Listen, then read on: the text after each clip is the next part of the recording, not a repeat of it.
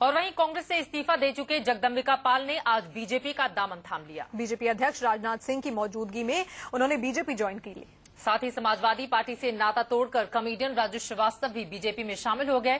BJP में शामिल होते ही दोनों ने नरेंद्र मोदी की तारीफ शुरू कर दी। राजू श्रीवास्तव ने आज बीजेपी, हमारे साथ राजू श्रीवास्तव जी हैं। राजू जी, आपने ज्वाइन किया है जी, क्यों, क्या आपने देखा बीजेपी में? एक मुझे लगा कि यही पार्टी है जो देश का भविष्य है और मोदी जी के नेतृत्व में हमारे देश का विकास हो सकता है और मैं मोदी जी के कार्यों से प्रभावित होकर मैंने फैसला लिया है। अच्छा, समाजवादी पार्टी आपको साइकिल पर सवार करना चाहती थी लेकिन आप साइकिल पर चढ़े नहीं।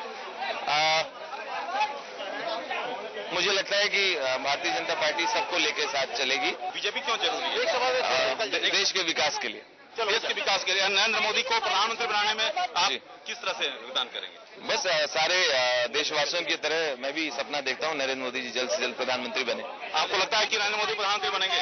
बन चुके इस बार 2014 में। अच्छा, आप चुनाव लड़ेंगे क्या? ऐसा कोई विचार नहीं है। पद के लिए और इसके लिए नहीं आया, मैं लोगों की सेवा करना चाहता हूँ।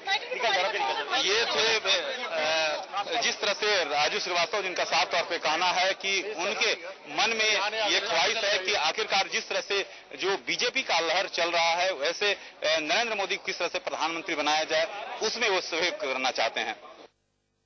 वहीं कांग्रेस से बीजेपी में आए जगदम्बिका पाल को कई सवालों का सामना करना पड़ा। जगदम्बिका पाल डुमरियागंज से कांग्रेस के सांसद थे। आज देश में एक मजबूत और स्ट्रांग लीडरशिप की जरूरत है, जो देश को जिस तरीके से गुड गवर्नेंस के लिए जरूरत है, ग्रोथ रेट आगे ले जाने की जरूरत है, वो जो 10 करोड़ युवा है जो इस बार नया मतदाता 18 साल का हुआ है और जो एक बदलाव की बाट जो हो रहा है कि कौन उनके हाथों में रोजगार देगा, तो वो राय श्री नरेंद्र मोदी के पक्ष में बनी। इसलिए हमने ये फैसला सोच समझ आपको नरेंद्र मोदी को आपने हत्यारा बोला, नरेंद्र मोदी को आपने बोला सांप्रदायिक बोला, आज नरेंद्र मोदी आप साहब कैसे हो गए? एक तो मैंने कभी हत्यारा नहीं बोला। मेरे डिबेट का स्तर आप जानते हैं। भारतीय जनता पार्टी ज्वाइन किया श्री राजनाथ सिंह जी की अध्यक्षता में, नरेंद्र मोदी जी की अध्यक्षता में, तो अब स्वाभाविक है उनके नेतृत्व में।